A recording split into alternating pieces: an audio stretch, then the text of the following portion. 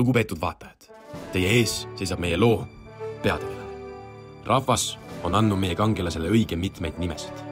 Osad on nimetanud teda Gotlandi lõviks, teised Kalevipoja kadunud vennaks ning terasem rahvas isegi oma karismaatilisuse tõttu Don Quixoteks. Kuid meie loos kutsume teda tema ristinime pidi Don Chipotleks. Don Chipotle on lihtne, siiras, halastamatu ning veidike peast põrunud. Oli aeg, mil Don Chipotle oli oma eluga üsnagi rahul. Ent üks päev leidis Don oma vanemate toast maali esivanematest Toompea lossi hoovis. Don Chipotle pole küll laiemale publikule tuntud oma taibukuse poolest, kuid siiski jõudis meie kangelane järeldusele, et Toompea loss on kuulunud täie õigusega Chipotlede võimsale dünastiale. Sellest päevast saadik on tema elumissiooniks olnud tagasi vallutada Chipotlede sajandite vanune pärand. Toompea loss. Maksku ta selle eest kas või kõige rängemat hinda.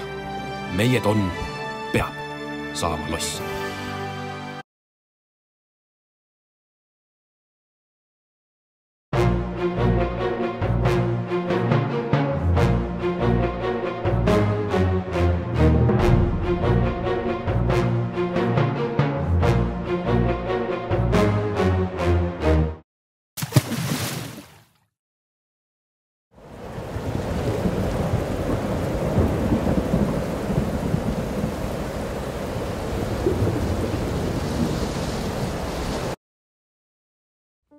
Meie protagonisti esimeseks takistuseks saab olema Tallinna vallikraav.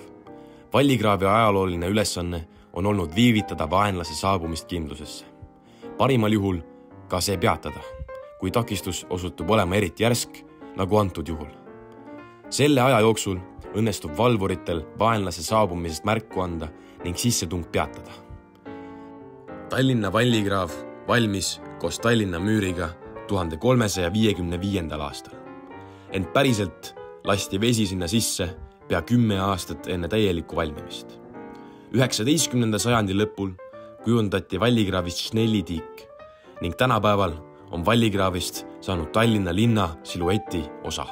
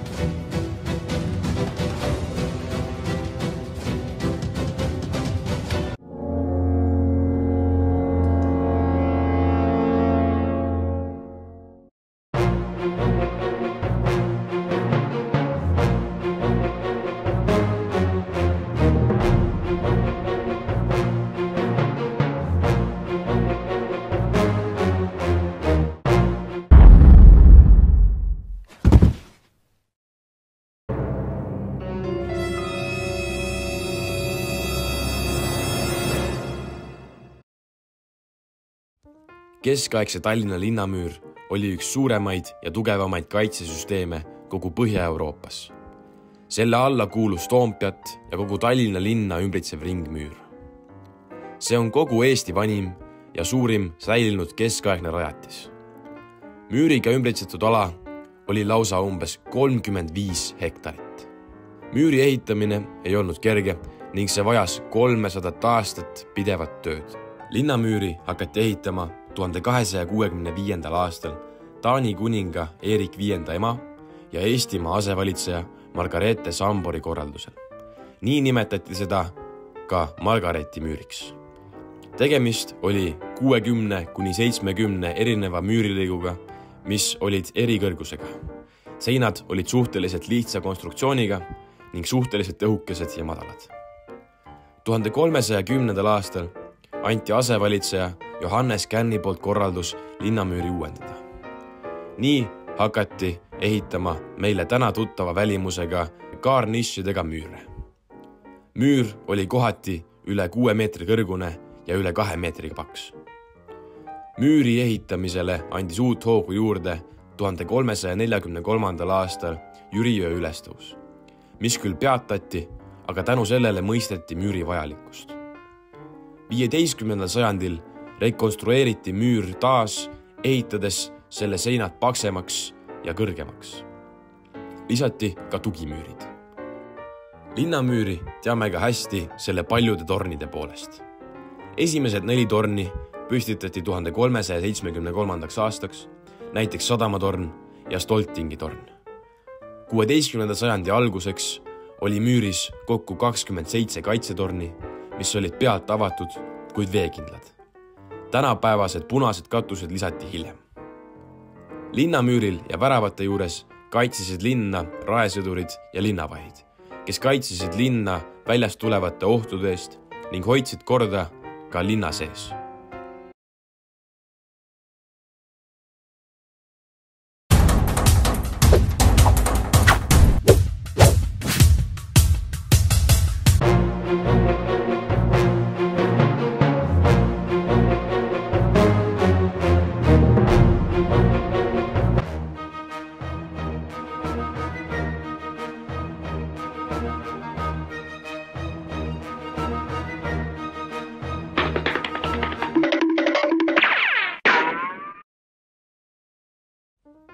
Linna ainukesed sissepääsukohad olid väravad. Need koosnesid enamasti sisemisest ja välimisest väravast. Peamine väravatorn oli ristküliku kujuline ehitis langevõrega, kuid kahjuks tänaseni pole ühtegi neist veel säilinud. Nendele tornidele kõige sarnasem siiamaani säilinud väravatorn on Pika Jala väravatorn. Linnamüüris oli 14 väravat. Nendest kõige suuremad ja olulisemad olid Harju värav, ehitatud aastal 1452, mis asus Harju ja Müürivahe tänava juures. Karja värav, ehitatud 1456. aastal, mis asus Suur-Karja tänaval. Viru värav, ehitatud 1454. aastal, mis asus Viru tänaval. Alllinnast pääses Toompeale põhiliselt läbi eelnevalt nimetatud Pika Jala väravatorni, kuid samuti ka läbi lühikese jala väravatorni. Hiljem 17. sajandi lõpus ehitati ka Toome värav, mille kaudu sai Toompeale ilma Allinnast läbi käimata. Toompea linnus jaotub 2. Toompea suurlinnus ja Toompea väikelinnus. Toompea suurlinnus oli mõõgavendade ordu kindlustatud asula, mis ehitati 1220. aastal. See oli kastellitüüpi kindlus, kus omasid krunte Taani kuningas, Harju, Viru ja Rävala vasallid ja piiskopid. Suurt linnust ümbritses oma müür, millel oli 14 kaitsetorni, neist 11 olid väiksemad konsooltornid. Toompea väikelinnus, ehitatud aastal 1227, asus suure linnuse sees ja oli elupaigaks paljudele olulistele aadlikele. Tänapäeval tunneme Toompea väikest linnust Toompea lossi nime all ja hetkel kasutab seda ehitist Eesti Vabariigi parlament.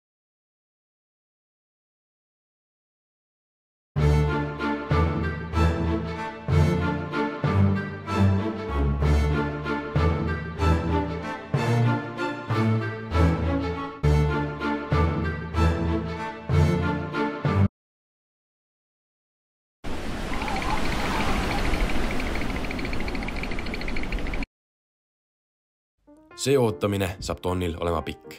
Sääraste olukordade puhul pidi kindluses olema pikaaegsed toidu- ja relvavarud, juhuks kui vaenlane otsustas kauemaks varitsema jääda. Ajaloolised allikad kindlate arvude kohta puuduvad.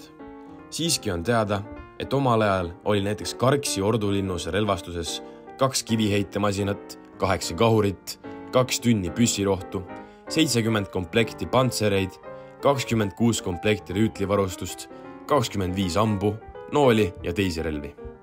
Linnuses pidid olema ka toiduvarud.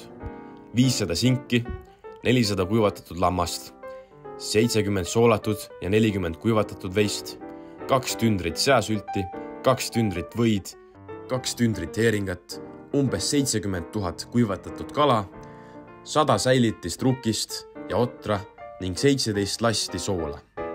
Võime vaid oletada, et nii suure kindluse jaoks, nagu seda on meie Toompea, pidid varud olema vähemalt 3-kordsed.